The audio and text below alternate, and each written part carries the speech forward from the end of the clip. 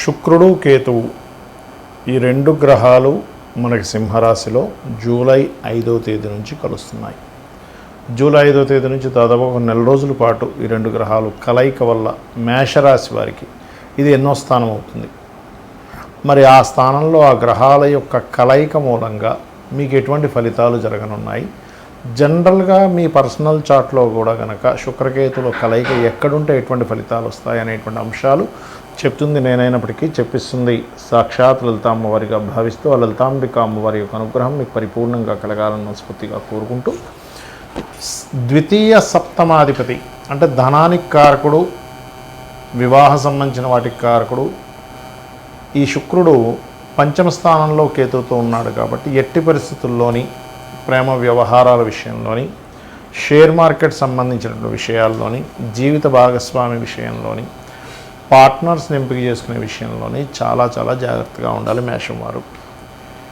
అందులోని ప్రత్యేకంగా ఆదివారాలు, మంగళవారాలు, శుక్రవారాలు గుర్తుపెట్టుకోండి, జాగ్రత్తగా ఉండాలి. మరి దీనికి పరిహారం ఏమిటి, అసలు ఏం చేయాలి? క్షేత్రము గణపతి యొక్క క్షేత్రాలు కానీ అమ్మవారి క్షేత్రాలకు కానీ వెళ్ళడము, లేదా లక్ష్మీ గణపతి యొక్క ఆరాధన చేయడం. మరియు ఇంకొక విషయం ఏంటంటే సంతానం విషయంలో కూడా స్త్రీ సంతానం ఉన్నటువంటి వారు వారి యొక్క సంతాన సంబంధించినటువంటి విషయంలో వాళ్ళ యొక్క లైఫ్ స్టైల్ ఎలా ఉంది, ఏమైనా డిప్రెస్ అవుతున్నారా, ఏమైనా రాంగ్ డెసిషన్స్ ఏమైనా తీసుకుంటున్నారా, ఆవేశంలో కానీ డిప్రెషన్లో కానీ కొంచెం అబ్జర్వ్ చేయండి. పంచమ స్థానం అనేటువంటి సంతాన స్థానము. అదేవిధంగా పంచమ స్థానం మనకి మంత్రస్థానం కూడా చెప్తూ ఉంటారు. ఈ సమయంలో పాజిటివ్ ఏమిటి అంటే ఎవరైతే అమ్మవారి యొక్క మంత్రాన్ని తీసుకొని రెగ్యులర్గా చాంటింగ్ చేస్తూ ఉంటారో, రెగ్యులర్గా ఇప్పుడు ఉపాసన సంబంధించినటువంటి విషయంలో చాలా అనుకూలతలు కలుగుతాయి దీని మూలంగా, గుర్తుపెట్టుకోండి.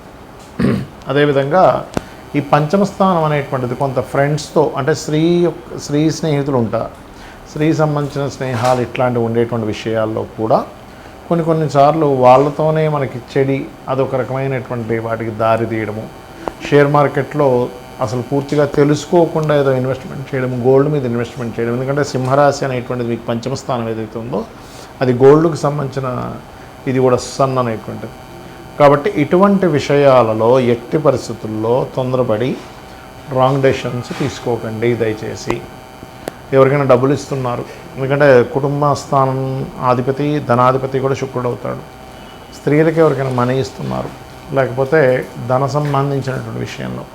అదేవిధంగా ఇమ్యూనిటీ, కొంతమందికి చూడండి ఈ థైరాయిడ్ రిలేటెడ్ కంటికి సంబంధించిన ఆపరేషన్స్ చేయించుకోవడము, ఈ హెల్త్ పాయింట్ ఆఫ్ వ్యూలో చూసుకుంటే. అదేవిధంగా ఒక్కోసారి మనం తిన్నటువంటి ఫుడ్ మూలంగా ఒక్కోసారి తెలుసుకోకుండా ఏదో ఫుడ్ తీసుకుంటూ ఉంటాం.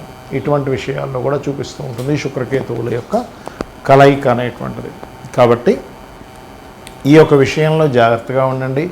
నిత్యము లక్ష్మీ గణపతి యొక్క ఆరాధన మరియు ఓం గం గణాధిపతయే నమః లేదా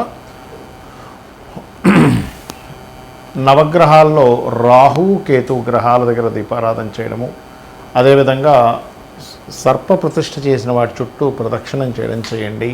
అన్ని విధాలా మీకు బాగుంటుంది. సింహం వారికి కనుక చూసుకున్నట్లయితే మీకు రాశిలోనే ఈ యొక్క శుక్రకేతువులు కలుస్తున్నారు. ఇప్పుడు ప్రస్తుతం మీకు ఆల్రెడీ కేతు ఉంటూ శుక్రుడు వచ్చి చేరుతున్నాడు.